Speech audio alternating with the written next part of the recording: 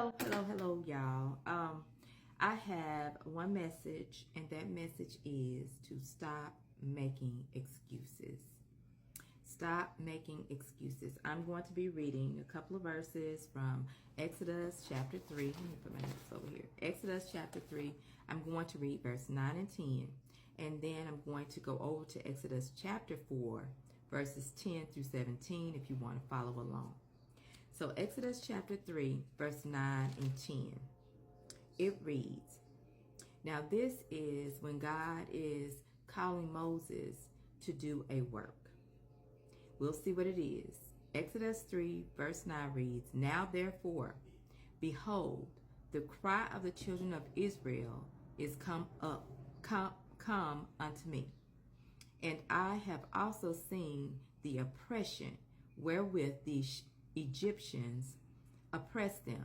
So God has seen the oppression of his people, and he's calling Moses. Verse 10 reads, "Come now therefore, and I will send thee unto Pharaoh, that thou mayest bring forth my people, the children of Israel, out of Egypt."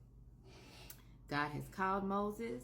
He's seen the cry of his people, and he's calling Moses to lead his children from under the hand of Pharaoh.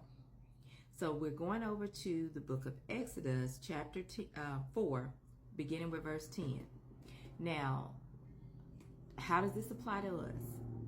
Sometimes when God has a work for us to do, we want to give God every excuse for us not to do what he is commissioning us to do.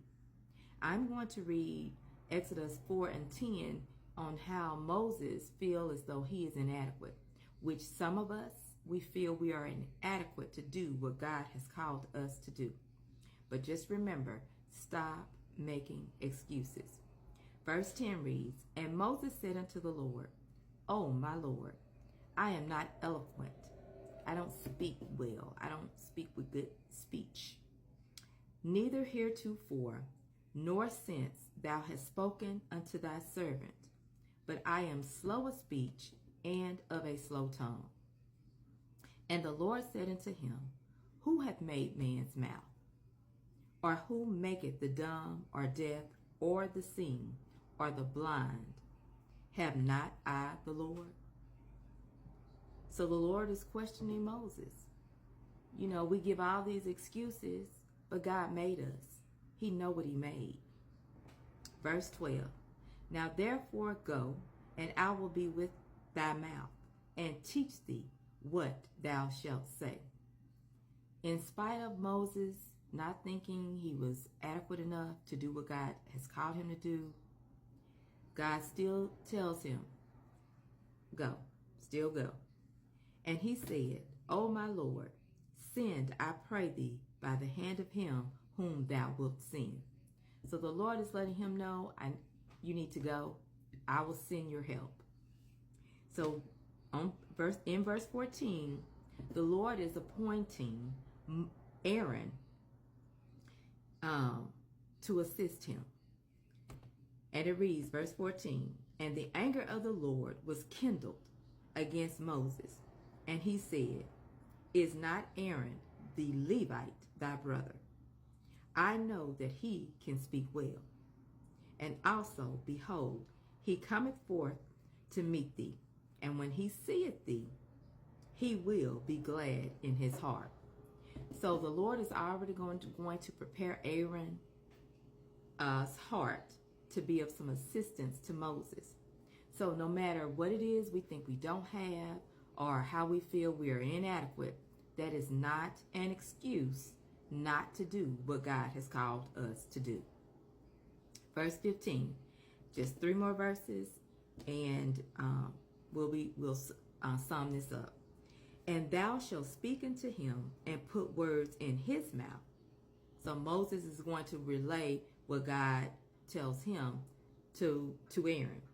"And I will be with thy mouth, and with his mouth, and will teach you what ye shall do.